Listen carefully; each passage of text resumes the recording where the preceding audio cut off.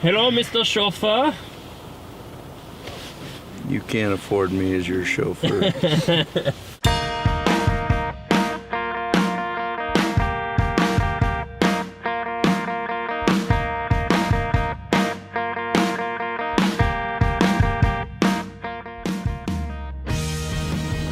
Okay, here's our other activity that we do to keep creativity going, called mythical kingdoms or magical kingdoms. I always mess up the M. Something M kingdoms.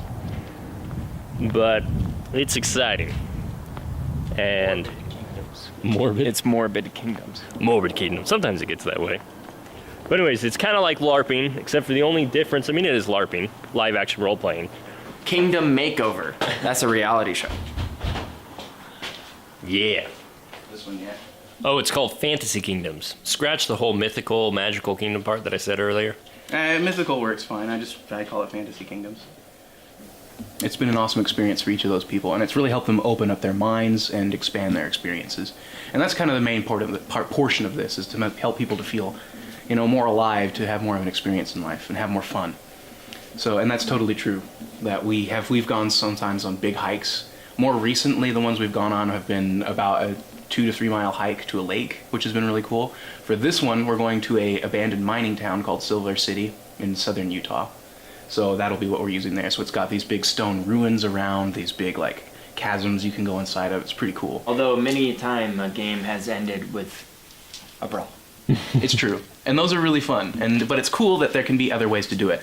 As Jake was discussing, you don't have to come and be a warrior. You can be anything you want. You could come and be a trader. You bring like a whole bunch of apples and you just trade apples for other stuff. You just go around and be a salesman, or you open a shop. We had one guy who brought a soup, things for soup, and he would sell his soup for money. Yeah, and it was awesome. Yeah, and it just makes the town feel alive. And really, like, the fun part about it is you build a community, and it feels like this little community. Mm-hmm. So then when the warring stuff happens, it's not like you want it, because it's kind of like your community, and you're trying to protect it. So it gives you a reason. Yeah, I think one thing that's important, and correct me if I'm wrong, just kind of for our LARPing group versus other LARPing groups, is we really believe strongly in the imagination side. So it's not about as much, you know, make a huge awesome costume and, you know, get all that stuff. It's more of, let's all come and pretend kind of like we were kids before. And it's the idea of trying to get out of the box and imagine with other people instead of making it a reality with costumes and things like that. Fantasy Kingdoms was started by Jacob Connor, our writer, originally, and he brought Andrew Moore kind of in cahoots with it, and then since then Andrew's been taking it on. And really all it is just getting out and playing pretend like we used to as kids, being able to use our imaginations, and every now and then you'll find someone who doesn't play too well, and you kind of get a sense for yourself what makes it unfun to play with. People, you know, when people are just, you know, super powered and, oh, my sword does this and my power does this. And it kind of in a way helps you think of stories better, because you realize, oh, that's not fun to participate with in real life, and it's not fun to read about. Which is why I think sometimes some of the Marvel movies suck. All right, pro bono work. Okay, let's get rolling. What are we doing? We're heading out to a location. We're going to be scouting it for something called Fantasy Kingdoms that we're going to be doing here in July. So that's the plan. We're going to be just looking around, finding good locations for villages and treasures, stuff like that. It's going to be cool. We're going to need to come out here with a power washer and get all the graffiti off. You know, we want this to be immersive. There's no graffiti in Yule. Actually, you're pretty good on graffiti in this place. I know, I'm just messing. Dude. It's pretty great, actually. We call it... This is the first abandoned place that I've been to that I haven't seen a penis drawn on one of the walls. Don't jinx yourself. You'll find one. Get there. Yeah, this part down here, you can't get out without a rope unless you are just a tenacious son of a gun. Now, it looks like someone else fell in and they built themselves an escape right over there. I wouldn't doubt if that's happened. Now, yeah. Or if they purposely jumped in and then made their own way out. Yeah, but like this is a cool little spot. I was thinking it'd be neat for like a battle arena or something. Put your prisoners in there and pull the rope up. You're staying in there, bro. That would actually be horrible if we did that to people during this game.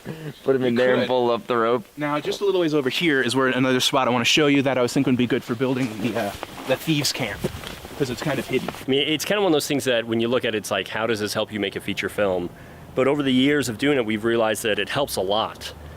First and most important is the ability to use our imaginations. World building is what a movie's about being able to see things and make it realistic enough to where it feels real within that world. So you get out there and you participate with these worlds that you're creating, and then your mind kind of tells you what makes sense within that world and what doesn't. Wow, shout in there. Hello. Yeah, let me It's see. a pit of water. It's really cool. Here. Just hold it by the limbs. I don't use it for this one. That is cool. The second thing is we get to get all kinds of people involved who love using their imagination. We find people who have really great talents and are trying to find ways to use those talents. And so that's been, sometimes a unexpected but really huge benefit of it is finding people who have been great assets to our production team. I've hired you for your particular skills, not to hunt animals. Man, you will bring back 50 human scalps. I want my scalps. And then thirdly, going out and trying to find these locations, a lot of these locations have actually made it into some of our creative productions.